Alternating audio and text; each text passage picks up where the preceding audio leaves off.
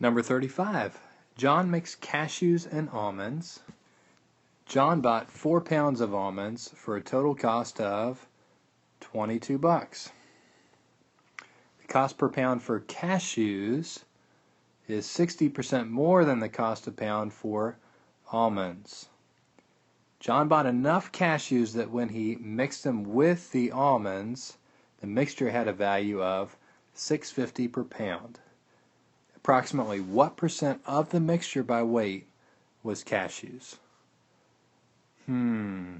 We have 3 bits of information, and we need to find the percentage that was cashews. Alright, well, let's see if we can find out some of our variables. For instance, how much do the almonds cost? How much do the cashews cost? That would be helpful because we have a total cost per pound for the mixture. So let's start that route. So if John bought 4 pounds of almonds for a cost of $22, I'm going to let almonds be A. So 4 pounds of almonds, 4 groups of almonds, total cost of $22, so equals 22. And if I divide by 4, that'll tell me how much the almonds cost per pound. So almonds are $5.50 or $5.5 per pound. Alright, well, we got one unknown knocked out. Now what about the cashews? Cashews, it says, and they give us a percentage here, so this is going to be set up differently. Cashews is means equals right there, 60% more than the almonds. Well, we already know what the almonds are, so I can plug in the 5.5.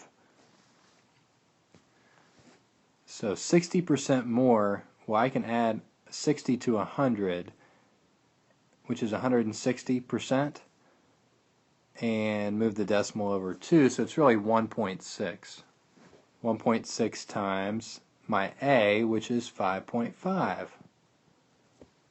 And if I multiply those out, my cost for the cashews is $8.8 per pound, or $8.80 per pound.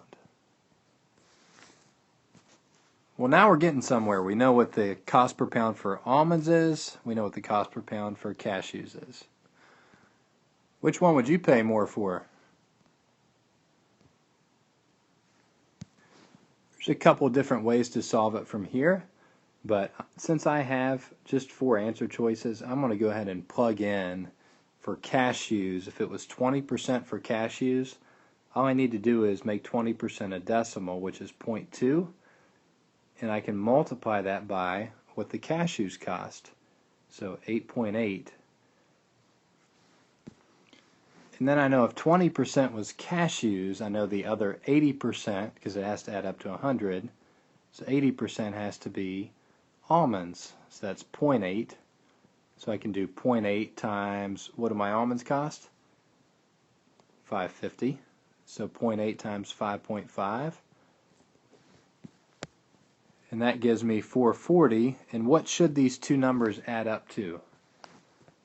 That's right, $4.40 plus 1.76 should add up to $6.50 per pound if it's correct. And we get $6.16. So we didn't quite make it there, did we? So I'm going to say A is not close enough for me, because it does say approximately, but that's not real close. Let's try the next choice. So 0.25 is cashews, so 0.25 times 8.8. That gives us $2.20.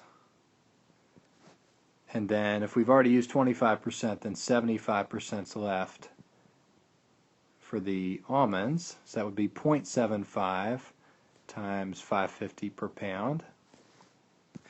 That gives me $4.13. So if I add those up, 2.20 plus 4.13, that gives me 3.36. I'm getting closer. 6.33 is a lot closer, but it's still not 6.50. So I'm going to cancel out B and say that's probably not going to be my best answer. Now we're on to C.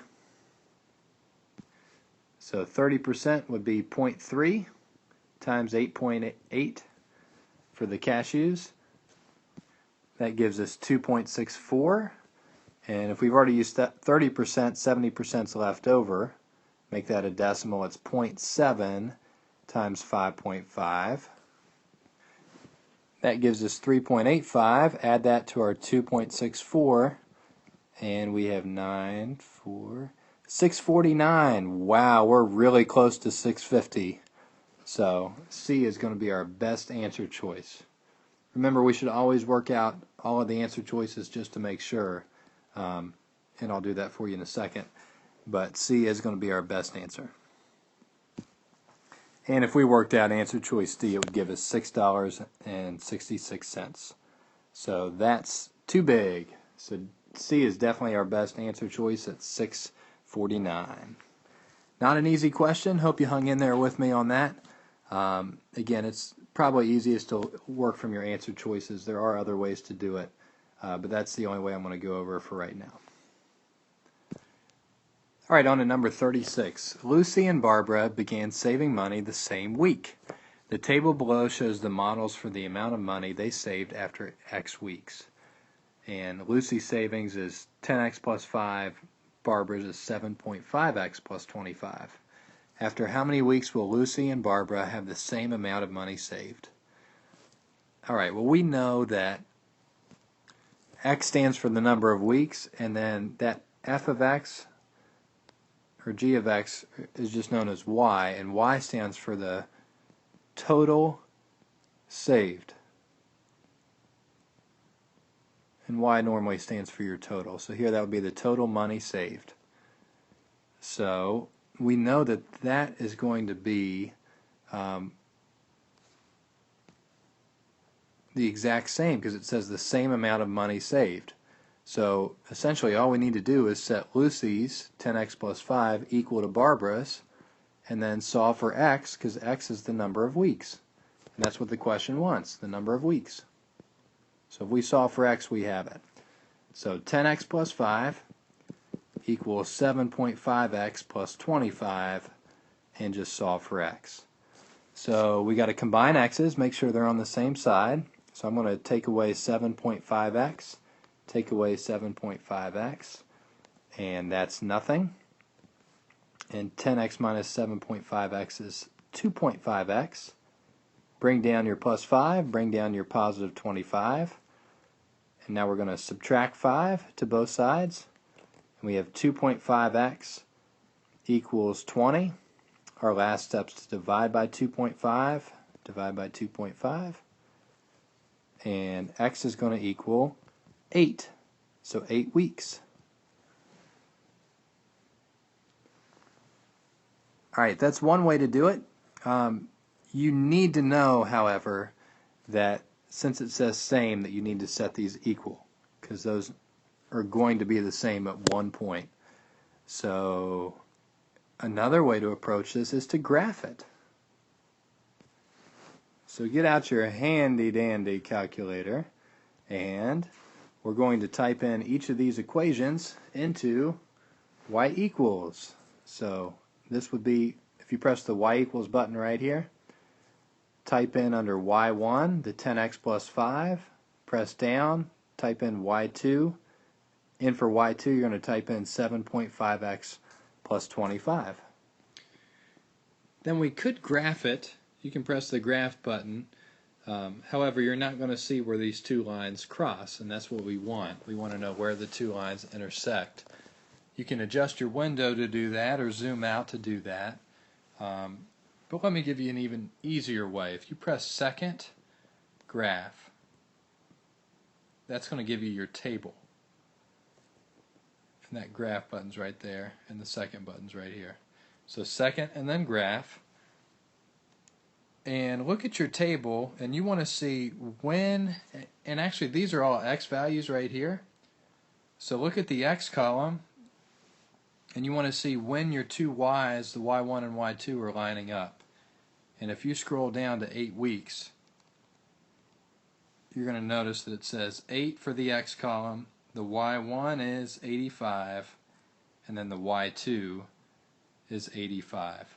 So that second graph really helps. if you know what you're looking for, which would be when the y values are the same. And just to show you the other answer choices don't work, if you scroll down to 12, you get 125 and you get 115, so they're not even close. And then 1.1 and 1.7, between 1 and 2, 1 was 15 and 32.5, so those aren't close to the same.